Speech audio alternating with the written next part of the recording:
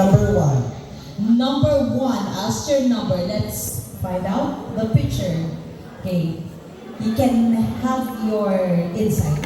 Okay, the picture showed us a mother who built a dried fish. You know what, ladies and gentlemen, in Bulan, Sorsogon, ang parang hanap buhay ng aking magulang ay pagbibilad ng isda tulad ng lawlaw, chibarlet, ano ba yung bahay, na kung saan ito ang pangunahing produkto ng Biton Magallanes.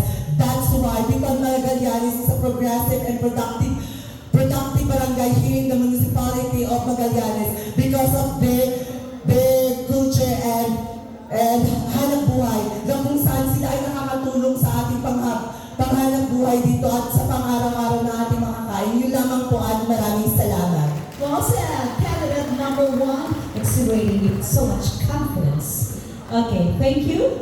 Can I prepare for the next exposure? Our number two, it's number three. Hello, ang crush ko ng mga... Hi, madam. Hello. It's nice to see you, sis. Kumusta? Parang nasa bahay na.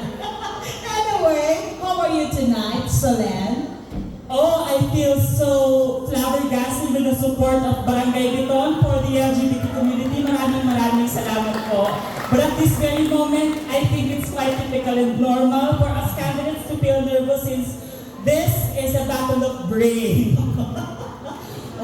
Hindi pa po iyon ang kanyang sagot, ha? Yun po ay introduction pa lamang, right? Intro pa lang. So wala na ako masyadong sasabihin, sabi na niya. Thank you for making my work easier tonight. Let's pick a number, Solen, which is the lucky number for you. I choose a lucky number, number 7. Number 7, let's find out. Oh. Can have now your insight on the picture.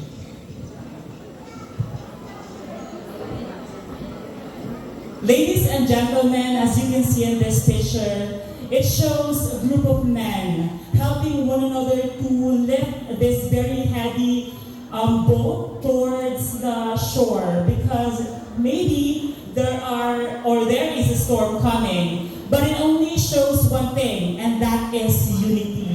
That is something that each and every single individual living here in Barangay Biton should possess, because together we will be able to achieve an amazing barangay that we all can be proud of, not just here in Magallanes, but all over the province of Sorsogon. And with that, we will be able to make your barangay just like the stars and your festival is celebrating, that it will shine brightest all over the world. So ladies and gentlemen, allow me to encourage the people who are here tonight to be Biton, to be a beautiful individual towards an outstanding nation. Thank you so much. Wow, thank you so much. Well said, candidate number 3, shine bright like a diamond. Oh yes, well said, well said. Hello, candidate number 4. Hi, ma'am. Miss Beretta. Miss Lorraine. Okay, you stand by the name of who tonight? Ikaw ngayon ay si? Miss Lorraine. Miss Ray. Hillary? Pero mas Mas mas. So anyway, so you look so nag-transform bigla kanina. Well, thank you so much. Oo. Nasaan ba yung bato na tinira mo ngayon? Bato? Anyway, yung transformation mo kasi kanina from the white up to this. Anyway. Are you ready?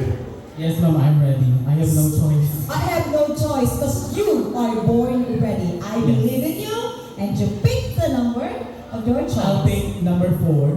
Number 4. Let's find out. Oh.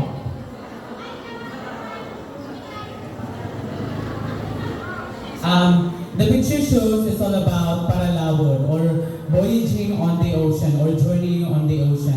Well, ladies and gentlemen, this is one of the main livelihood of the people of Biton. We all know that 60% of the lawlaw, tamban, or sardines are coming from the province of Sorsogon. I do believe that fishing is one of the main livelihood. That's why people of Biton are providing to their families on the table, and especially sending their children to education.